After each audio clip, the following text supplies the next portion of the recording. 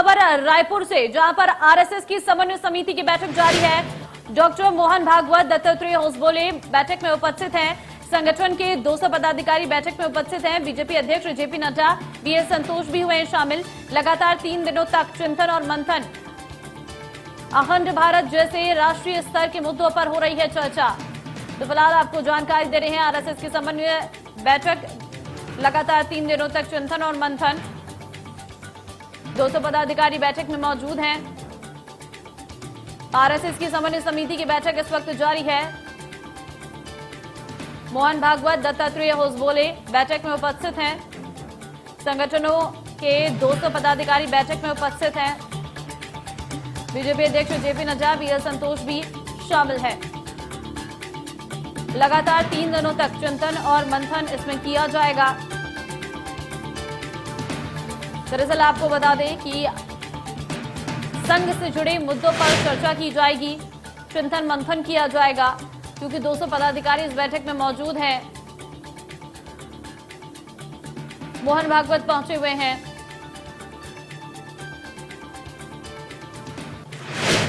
तीन दिन तक ये बैठक जारी रहेगी।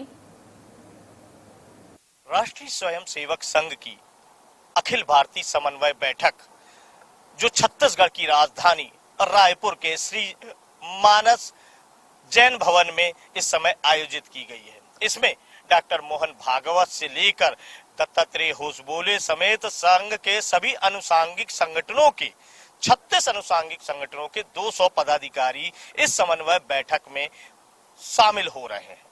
यह पहला मौका है जब छत्तीसगढ़ में इस तरह की कोई बड़ी बैठक संघ की होने जा रही है। इस पर सीधे तौर पर कहीं ना कहीं अखंड भारत के मुद्दों से लेकर राष्ट्रीय स्तर के कई मुद्दों पर गहन चर्चा होगी।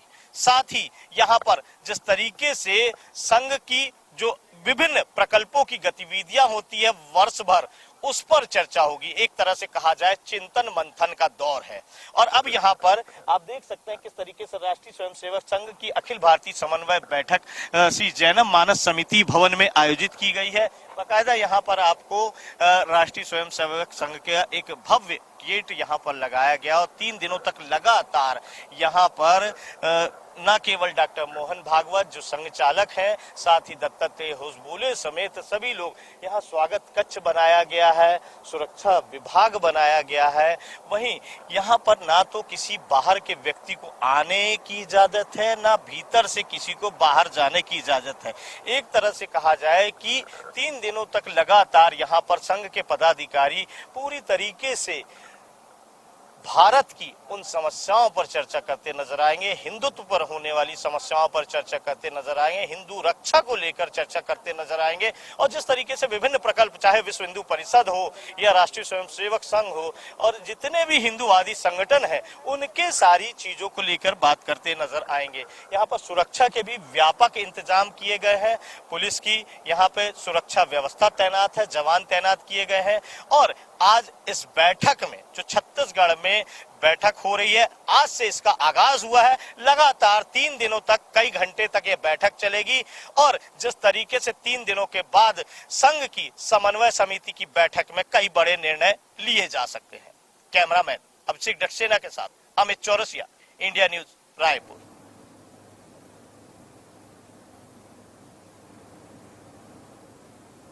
अमित चौरसिया रायपुर से इस वक्त संवाददाता मेरे साथ सीधे जुड़ गई हैं।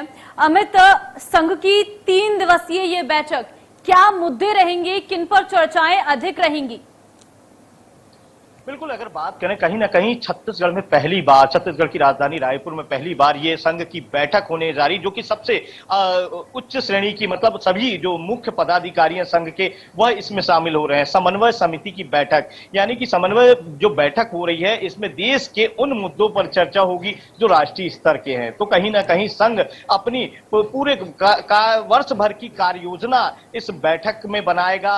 विभिन्न राज्यों में जो संघ कार्य कर रहा है उसकी रिपोर्ट लेगा, उसके साथ ही आने वाले वर्ष की जो इस वर्ष जो अब कार्य योजना शुरू होगी, वह कार्य योजना क्या होगी, किस तरह से कार्य होगा और जिस तरीके से विचारधाराओं का जो लोगों तक पहुंचाना है संघ की विचारधारा को, उस पर एक तरह से रोड मैप तैयार होगा। एक तरह से कह सकते हैं कि डॉक्टर मोहन भागवत यहाँ पर पूरे प्रदेश के विभिन्न राज्यों से आए लगभग 200 जो स्वयं सेवक है, आला पदाधिकारी हैं, संघ कारवाह है, वो सभी लोग यहाँ पर पहुंचे हुए हैं। 36 अनुसांगिक संगठनों के पदाधिकारी यहाँ पर उपस्थित है। तो ऐसे में कहीं ना कहीं संघ पहली बार छत्तीसगढ़ की धरती पर अपनी एक रणनीति तैयार करता नजर, कार्य योजना बनाता नजर आ रहा है। तो ऐसे में कहीं ना कहीं यह है कि छत्तीसगढ़ में जिस तरीके से मिशन 2023 का आगाज भी होने वाला है और 1.25 साल बाद चुनाव है, तो ऐसे में संघ का यहाँ पर एक बड़ी बैठक करना काफी राजनीति को भी जन्म दे रहा है। यहाँ पर कई तरह के सवाल न केवल सत्ता पक्ष उठा रहा है,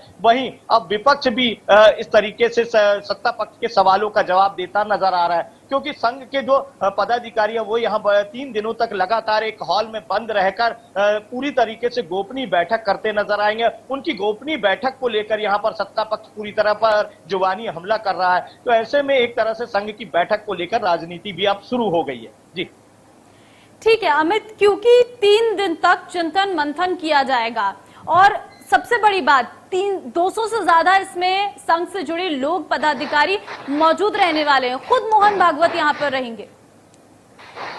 बिल्कुल, क्योंकि कहीं ना कहीं दत्तात्रेय होसबोले हैं, डॉक्टर मोहन भागवत है।